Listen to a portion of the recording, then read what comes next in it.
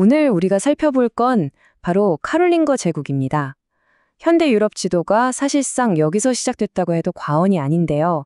이 왕조가 어떻게 서유럽의 판도를 완전히 바꿔놨는지 지금부터 그 핵심만 짚어보겠습니다. 자, 오늘 이야기의 순서는 이렇습니다. 먼저 권력이 어떻게 넘어갔는지, 그리고 제국이 어떻게 태어나고 전성기를 맞았는지, 또 결국 왜 쪼개졌는지, 마지막으로 그 이후에 어떤 새로운 질서가 들어섰는지, 이 순서대로 하나씩 파헤쳐보죠. 자, 그럼 첫 번째 이야기, 권력의 이동입니다. 대체 어떻게 일개 관료 집안이 왕의 자리를 빼앗을 수 있었을까요? 당시 프랑크 왕국 상황이 좀 기묘했어요. 왕은 있는데 그냥 이름만 왕인 호수아비였고요. 실제 권력은 궁제라고 불리는, 그러니까 궁의 재상 같은 사람이 다 쥐고 있었습니다. 군대도 행정도 전부 다요. 바로 이 궁제 자리가 카롤링거 가문의 권력 기반이었습니다. 여기서부터 모든 게 시작된 거죠. 그러다 결정적인 사건이 터집니다. 732년 당시 궁제였던 카롤루스 마르텔이 이슬람 군대를 상대로 엄청난 승리를 거둬요. 이 투르푸아티의 전투 승리로 가문의 위상은 그냥 수직 상승했고요. 이제 왕 한번 해볼까 하는 생각을 할 만한 힘이 생긴 겁니다. 아버지가 이렇게 판을 깔아주니까 아들인 피피누스가 행동에 나섭니다. 왕자리를 차지하기 위한 계획을 아주 착착 진행시키죠. 근데 왕이 되려면 명분이 필요하잖아요. 피피누스가 기가 막힌 수를 씁니다. 바로 교황의 지지를 얻어내는 거죠. 교황이 뭐라고 했냐면, 아니 힘도 없는 허수아비 왕보다요 능력 있는 실세가 왕하는 데 맞지 라고 딱 공인해 준 겁니다. 이건 뭐 신의 뜻이라는 거나 마찬가지였죠. 자, 이제 카롤링거 왕조의 전성기 하이라이트입니다. 피피누스의 아들, 바로 그 유명한 카롤루스 대제가 등장하거든요. 이 사람이 왕국을 아예 제국 스케일로 키워버립니다. 카롤루스 대제 하면 그냥 정복입니다. 전쟁을 멈추질 않아요. 작센족, 바이에른족, 이탈리아 북부까지 그냥 싹 다 정복해서 프랑크 왕국 영토로 만들어버립니다. 그리고 서기 800년, 크리스마스, 역사에 길이 남을 일이 벌어집니다. 교황 네오 3세가 로마에서 카롤루스 대제에게 황제의 관을 씌워준 겁니다. 이게 무슨 의미냐면 300년 넘게 공석이었던 서로마 황제 자리가 부활했다는 뜻이에요. 이제 동쪽의 비잔티움 제국과 맞먹는 서유럽의 공식적인 맹주가 탄생한 순간이었죠.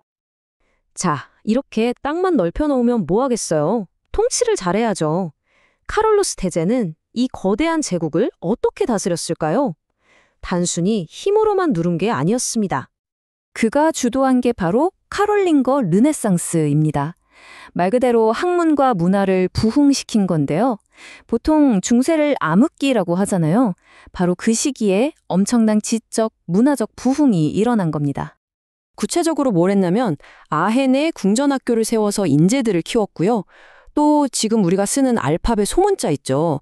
그 원형이 된 카롤링거 소문자체를 만들어서 행정 효율을 확 높였습니다. 그리고 수도원들한테는 고전책들 베껴 쓰라고 시켜서 엄청난 양의 지식이 사라지지 않고 보존될 수 있었죠.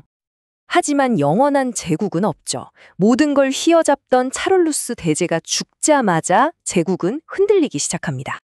문제는 바로 후계자였습니다. 아들인 루도비쿠스 1세가 자기 아들들, 그러니까 카롤루스 대제의 손자들을 통제하지 못한 거예요. 이 손자 셋이서 유산 가지고 싸우다가 결국 내전까지 벌이게 됩니다. 이 내전을 끝낸 게 바로 843년의 베르디옹 조약입니다. 결론은 뭐냐? 제국을 세 수로 나누자는 거였죠. 서프랑크, 동프랑크, 중프랑크 이렇게요. 사실상 이때부터 현대 유럽의 국경선이 그려지기 시작한 겁니다. 이게 정말 흥미로운 지점인데요. 이때 나뉜 서프랑크가 오늘날의 프랑스, 동프랑크가 독일, 그리고 중프랑크가 이탈리아의 기원이 됐습니다.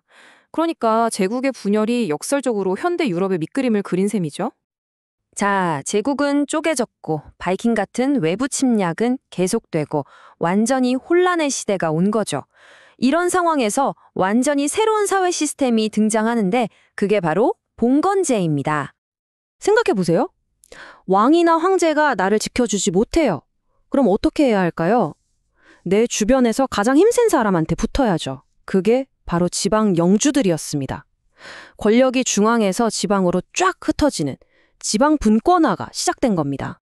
이 봉건제의 핵심 계약이 바로 주종제입니다. 아주 간단해요. 영주, 즉 주군은 부하 기사, 즉 봉신에게 먹고 살 땅을 줍니다. 그리고 외부 침략으로부터 보호해주죠. 그 대신 봉신은 주군을 위해 목숨 걸고 싸우는 겁니다. 일종의 쌍방 계약 관계죠. 여기에 불입권이라는 게 결정타를 날립니다. 이건 뭐냐면 왕이 보낸 관리라도 영주 땅에 함부로 들어와서 세금을 걷거나 재판을 할 수 없게 만드는 특권이에요. 이러니 영주들은 자기 땅에서만큼은 완전한 왕이나 다름없게 된 거죠. 결국 어떻게 됐을까요? 카롤링거 가문의 대가 끊기자 이렇게 막강한 힘을 가진 지방 영주들 중에서 새로운 왕이 나오기 시작합니다. 이제 우리가 왕하자 하고 나서는 거죠. 프랑스의 카페 왕조나 독일의 오토 왕조가 다 이런 식으로 탄생한 겁니다. 자, 그럼 마지막으로 이런 질문을 던져볼 수 있겠네요. 카롤링거 제국의 몰락은 과연 실패였을까요? 아니면 오히려 현대 유럽을 탄생시킨 계기였을까요? 제국 그 자체는 사라졌지만 그 제국이 무너진 자리에서 프랑스, 독일, 이탈리아가 태어났고 또 중세 유럽을 상징하는 봉건제가 시작됐으니까요. 어떻게 보면 이 제국의 가장 큰 유산은 바로 그 분열과 몰락 자체에 있었던 건지도 모르겠습니다.